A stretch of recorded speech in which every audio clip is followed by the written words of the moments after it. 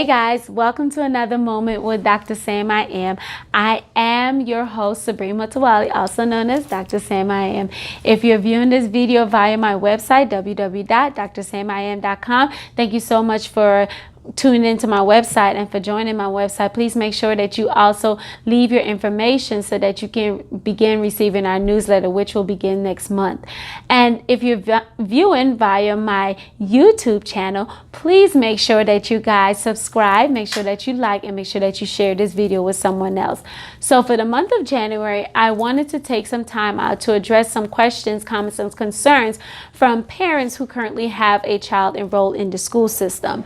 And so on last month, I sent a post out via my social media and I gathered questions from various parents, and I wanted to address those questions this month. This month specifically is focused on male students, okay? It's focused specifically on male students. That was actually what I did my dissertation on, and finding the correlation of social network and social capital, really, and its impact on the academic achievement of African American male high school students. So though my dissertation was focused on high school, there were some things that I wanted to do in my research that actually brought me all the way back down to pre-K and elementary school before we actually move into secondary school. And so that is my goal, to actually take my study down to the elementary school level and conduct my study there as well, and see why it's so important for us to bring back the village and to rebuild the tribe.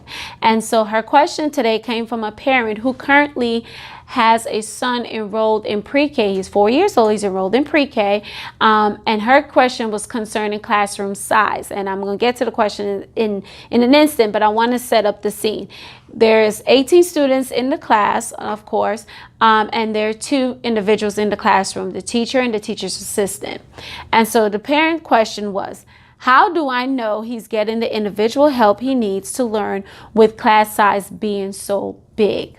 And so classroom size is a big debate within the field of education. There's research, of course, saying that there's no correlation between classroom size and academic achievement or the increase in student learning or anything like that. But if you're an educator, you can see that classroom size does and can and does have an impact on the academic achievement of a child, especially if the child's educational needs are not being addressed, or their learning styles are not being addressed within the classroom, because there's so many students in the classroom and so many varying needs. How do you pull everything into one lesson so that you can address the needs of every single student within that classroom? And so one of the things that I suggested there, I actually made 3 suggestions. First is for her to build a tribe. Remember I said earlier about my dissertation and the social networks and bringing the village back and rebuilding the tribe? Build your tribe. Your tribe should consist of course, you and your husband, because she is married, the parents of the child. The tribe should also consist of someone outside of your immediate family, another parent. And so my suggestion would be, find a parent, not just from a child within his classroom, but find a parent who has had a child gone through that actual school. So maybe a parent who has a son or a daughter in the 1st grade, 2nd grade, 3rd, and so forth and so on. Find another parent that you can talk with, that you can bounce ideas off of, that another parent or parents that you're able to be honest and transparent about when it comes to the concerns that you have with your child. You've got to build your tribe. The next person that should be in your tribe is definitely the child's teacher. Now, with the tribe is going to change as the child matriculates throughout the school.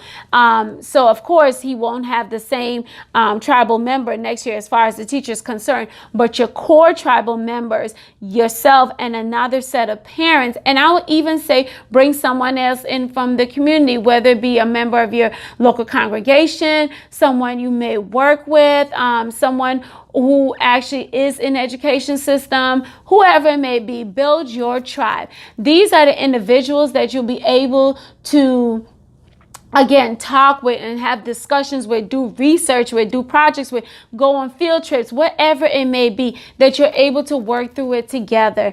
And then, like I said, your teacher needs to be a part of the tribe. The TA, because he has a TA, needs to be a part of the tribe. Sometimes we have meetings with these with our teachers, but we forget that the TA is also another individual. And if you don't know what TA means, that means teacher's assistant is the next individual within the classroom. They have a different eye, so they may see the child in a different view versus what the teacher may see. So build your tribe. Your tribe is so important. You're going to need that network. Your child is going to need these individuals that they can talk with, that they're able to grow with. You know, another child, because you invited another set of parents into your tribe, another child who they can do work with, they can do homework with, and you know, you'll have these individuals to have a support system.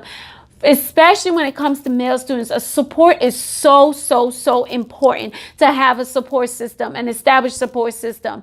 And as the child is getting older, you want to include the child in the tribe. Even though they're the center, they're the core of the entire tribe, you want to include the child, because as they're getting older, they're learning their independency. They can tell you what they need in their education.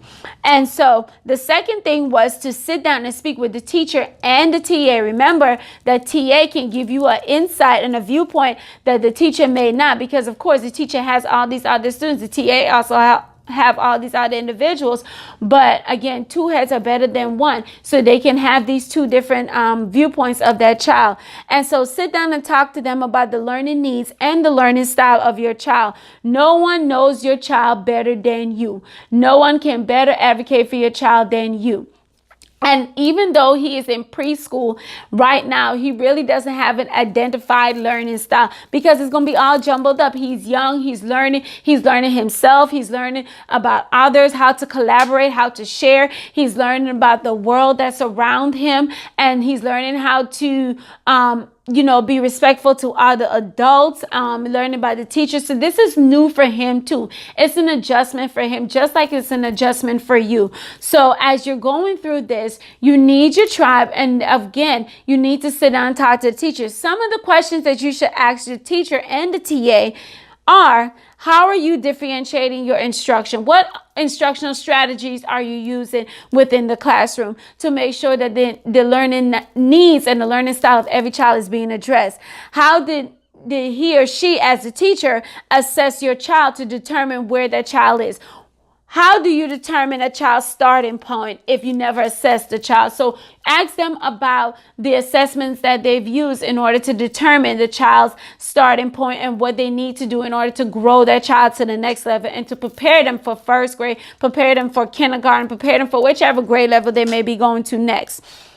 And how's the teacher using the data to structure or plan their lesson for the next day, for the next week, wherever it may be? How is the data being used? Data is so important in education. It's like a golden ticket, like Willy Wonka golden ticket. It's a golden thing. So you need to make sure that ask the teacher about how they're using the data in order to better address your child. And then what can you as parents do at home to make sure that you replicate what is being learned in the classroom? And the last thing, how can you support the teacher? What things can you do to support the teacher? It is so important as a parent that you provide the teacher with the necessary information about your child. No one knows your child better than you. You know your child's favorite books, their favorite movies, how they interact with individuals. Provide that information to that teacher. That teacher is now part of your tribe. Have candid conversations with that teacher. Open discussions. Let them know, this is what, he likes. This is what he dislikes. But these are the things that we are working on and we're working through in order for him to better, become a better student and for him to obtain the information that he needs so that he can progress to the next grade level.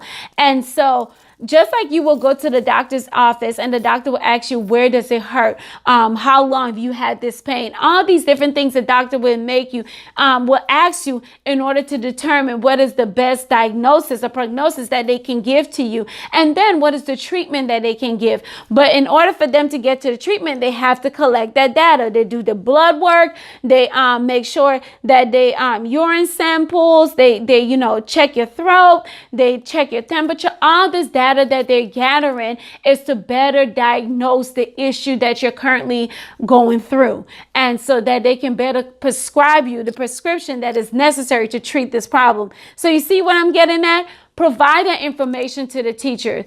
Ask the teacher, these questions. And again, ask the teacher, how can you better support them so that they can better support your child? And so the last thing, after you've built your tribe, after you've had that sit down conversation and discussion with the teacher and the TA, the last thing you want to do is observe your child in the classroom and your child's interaction in the classroom. How are they interacting with other students? How are they interacting with the TA? How are they interacting with the teacher? And then take that information and you discuss it amongst your tribe. Now, being that he's in preschool, this may be difficult because the younger babies, how they love to cling to you. And if they see mommy and daddy, it's like, oh my gosh, mommy and daddy's here. I don't care about anything else. I don't care about anyone else. And so it may be a little difficult. You'll have to figure out some tricky or magical way to do that in order for the child not to see that you're doing observation, or I don't know how you're going to do it for preschool. Preschool is kind of like, it's so much different than high school, but I love it. When I taught preschool, when I taught elementary school, I absolutely love it. They're so loving and they're so eager to learn. So use that eagerness, use that drive, use their love for school while they have it to continue to push them, through the education. But the observation, going back to the observation, not sure how it can be done, but where there is a will, there is a way. So it can be done. Make sure that you conduct an observation so that you can see firsthand what is going on in the classroom and how your child is being taught. And so that you can bring it back again to your tribe, not just your core tribe, but your tribe in general, which will include the teacher and the TA and that other individual that, outside, and again, those parents that you decided to bring into your tribe, and talk with them, have this open discussion. You cannot do this alone. It was never meant for you to do this alone. You need others to support you. And I do hope that this addressed your question.